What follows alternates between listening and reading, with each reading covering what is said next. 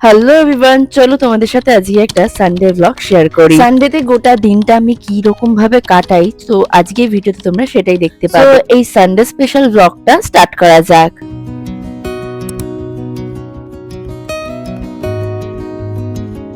So hello everyone, good morning, welcome back to my channel, myself Kasturi and welcome back to another vlog.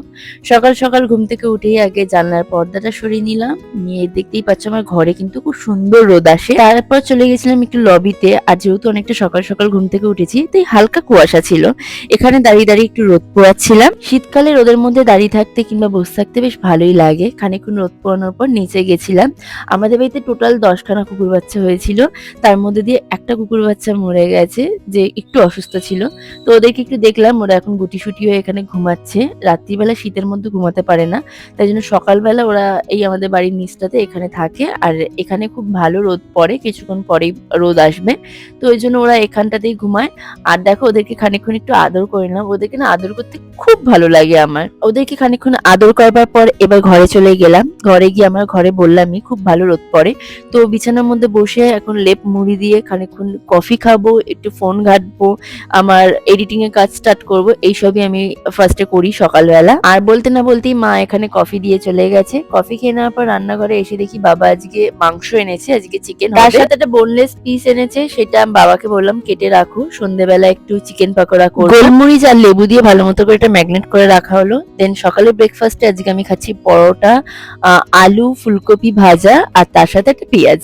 তো সকালে breakfast আমি এখানে রোদের মধ্যেই বসে বসে খাচ্ছি। ডেলিকাটেলি ময়দার খাবার এত বেশি খাওয়া হয়ে যাচ্ছে বলে আজকে মা এটা আটার পরোটা করেছিল। খাওয়া দাওয়া কমপ্লিট করে নেওয়ার পর হঠাৎ করে নিচে কুকুর বাচ্চা চিৎকার শুনে দেখতে পাই যে এই কুকুর বাচ্চাটার মাথাটা হালকা ফুলে গেছে। মাথার এই ফোলা জায়গাটা যতবার হাত দিচ্ছি ততবার ও চিৎকার করছে, তাতে বুঝলাম ওই জায়গাটার প্রচন্ড ব্যথা ছিল। ভেবেছিলাম ও ঠিক হয়ে যাবে, বাট 2টো দিন বেঁচে থাকবার পরই ও মারা যায়। আর আমার মা একদিকে আছে, ওদেরকে একটু ধরলে পরেই মা বলে তুই একেবারে ফ্রেশ হয়ে আসবি, তাই তাড়াতাড়ি করে স্নান করে নিয়েছি। আজকে স্নান করে আসার পর খুব জোর খিদেও পেয়ে গেছে, তার উপর প্রচন্ড শীতও করছিল, তাই জন্য মাকে বললাম ভাতটা বেড়ে দাও, ছাদে নিয়ে গিয়ে আজকে ছাদেই লাঞ্চটা করব। শীতকাল মানেই ছাদে বসে রোদ পোয়াতে পোয়াতে দুপুরের খাবার খেতে বেশ ভালোই লাগে। আমি ছাদে এসে 17 ইঞ্চিটা পেতে নিয়েছি, দেন তারপর খাবার দাবার নিয়ে ছাদে চলে এসেছি। আমাকে মা বললো যে তুই একা একা খা, আমি ছাদে যাব না। আমার খাওয়া দাওয়া কমপ্লিট হয়ে যাওয়ার পর দেখি মাও ছাদে চলে এসেছে লাঞ্চ করতে। আজকে সানডে স্পেশাল মেনুতে ছিল ভাত আর চিকেন কষা। লাঞ্চ করে আসার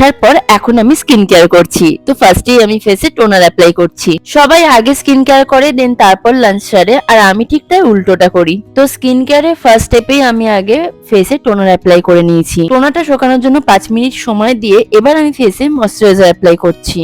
আমার কাছে স্কিন কেয়ারের প্রোডাক্ট এত বেশি হয়ে গেছে যে আমি মাঝে মধ্যে স্কিন কেয়ার একটু চেঞ্জ করি। অনেক স্কিন কেয়ারের প্রোডাক্ট কিনে রাখি, বাট ইউজ করা আমার আর হয় না। তোমাদের আমি প্রত্যেকটা প্রোডাক্টই শেয়ার করছি কি কি আমি ইউজ করলাম। তো মামাআর্থের এই ভিটামিন সি যে সানস্ক্রিনটা আছে, এটা তোমরা একদম কিনবে না। যাদের অয়েলি স্কিন তারা তো একদমই না, কারণ কি এটা প্রচন্ড ফেস অয়েলি করে দেয়। আর যাদের ড্রাই স্কিন তারা কিনতে পারে, কারণ কি এটা ড্রাই স্কিনের জন্য। আমার যেহেতু কম্বিনেশন স্কিন, তাই জন্য আমি শীতকালে এই সানস্ক্রিনটা ইউজ করি, বাট গরমকালে একদম না। প্রায় আমার ফেসে স্কিন কেয়ার হয়ে গেছে, এবার একটু বডির যত্ন নিতে হবে। শীতকাল মানেই রুক্ষ সূক্ষ্ম ত্বক হয়ে যায়, সেটা আমরা সবাই জানি, তাই জন্য বডির যত্নটাও নেওয়া খুবই দরকার। আমি এখানে ভেসলিনের বডি লোশন ইউজ করছি, আর ভেসলিনের পেট্রোলিয়াম জেলিটা আমি লিপ বাম হিসেবে ইউজ করি। এবার আমি পেছন দিকের বারান্দাতে চলে এসেছি, আর এখানে আমাদের খুব ভালো রোদ পড়ে, তাই খানিকক্ষণ এখানেই দাঁড়িয়ে চুলটা একটু শুকিয়ে নিচ্ছি। সো এই যে আমাদের এটা পেছন দিকের বারান্দা, আর এখানে দাঁড়িয়ে না দুপুরবেলা বেশ ভালো রোদ পড়ে, তাই দুপুরবেলা স্নান করে আসার পর প্রত্যেকদিন আমি এখানটাতেই রোদ পোয়াই। রোদ পোয়ানোর পর একটু ঘুমিয়ে নিয়েছিলাম দুপুরে। দেন সন্ধ্যেবেলা মা বললো এই চিকেন পকোড়া গুলো এবার ভাজতে আরম্ভ করবে, আর আমিও মায়ের পেছন পেছন রান্নাঘরে চলে এসেছি মায়ের কাজগুলো একটু বাড়াতে। মা এখানে কতক্ষণে চিকেন পকোড়া ছাড়বে আর আমি কতক্ষণে থালা থেকে চিকেন পকোড়া গুলো তুলে তুলে একটা করে খাবো সেটাই ভাবছিলাম। তো এখানে মা ব্যাটারটা ভালো মতো করে গুলে নিয়ে তাওয়াতে তেল গরম করতে বসিয়ে দিয়েছে। আর শীতকালে সন্ধ্যেবেলায় চিকেন পকোড়া বেশ গরম গরম কফির সাথে খেতে ভালোই লাগে। তো দেখো মা এখানে তেল গরম হওয়ার আগেই একটা পকোড়া দিয়ে দিয়েছে, যেটা এখনো পর্যন্ত ভেজে উঠতে পারেনি। তো ফার্স্ট লটে অনেকগুলো চিকেন পকোড়া দিয়েছে, আর মাকে বলেই দিয়েছিলাম এই চিকেন পকোড়া অর্ধেকের বেশি কিন্তু আমি খাবো। আমি তো শুধু চিকেন পকোড়া গুলো তোলবার অপেক্ষা ছিলাম। খেতে আমার বেশিক্ষণ টাইম লাগবে না, সেটা আমি জানি খুব ভালো মতো করে। এবার তো ভাজা হয়ে গেছে, এক একটা করে সব কটা প্লেটে তুলে নিচ্ছে। আচ্ছা তোমরাই বলো, চোখের সামনে যদি কোনো লোভনীয় খাবার থাকে নিজেকে কি আটকে রাখা সম্ভব হয়? যারা ফুডি তারা তো একদমই পারে না আটকাতে। তো এখানে দেখতেই পাচ্ছ মা প্রত্যেক কটা চিকেন পকোড়া তুলে নিল, দেন সেকেন্ড লটে আরো কটা চিকেন পকোড়া দিয়ে দিয়েছে। আমি তো এখানে একটুখানি হাত বাড়াতে না বাড়াতেই মা বললো না সব কটা ভাজা হবে দেন তারপর খাবি। তার মধ্যে দিয়ে আমি একটা তুলেও নিয়েছি, আর দেখতেই পাচ্ছ বেশ ভালোই নরম হয়েছে, খেতেও কিন্তু দুর্দান্ত ছিল।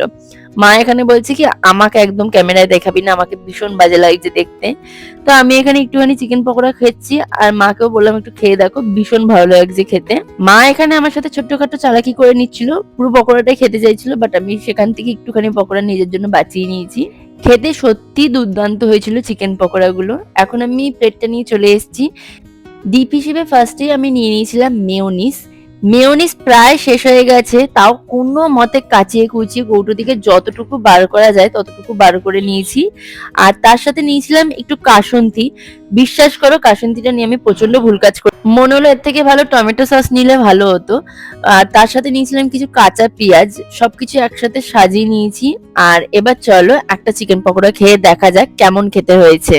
এতগুলো চিকেন পকোড়া মা আজকে ভেজে দিয়েছে যে লাস্ট পর্যন্ত আমি রাতে আর ডিনার করিনি, চিকেন পকোড়াটাই শুধু খেয়েছি, এতটাই ভালো খেতে হয়েছিল। যাই হোক, মায়ের সাথে আজকে রান্নাঘরে অনেকক্ষণ গল্প করেছি চিকেন পকোড়া ভাজতে ভাজতে। এখন ঘরে চলে এসেছি, আমারটা আমি নিজে খাচ্ছি আর মা বাবার ঘরে খাচ্ছে, খেতেও বেশ ভালো লেগেছে। আর আজকের ব্লগটা এখানে এন্ড করছি। আশা করি তোমাদের ভীষণ ভালো লেগেছে, ভালো লাগলে অবশ্যই লাইক এবং সাবস্ক্রাইব করে দিও। দেখা হবে অন্য কোনো ভিডিওতে। বাই।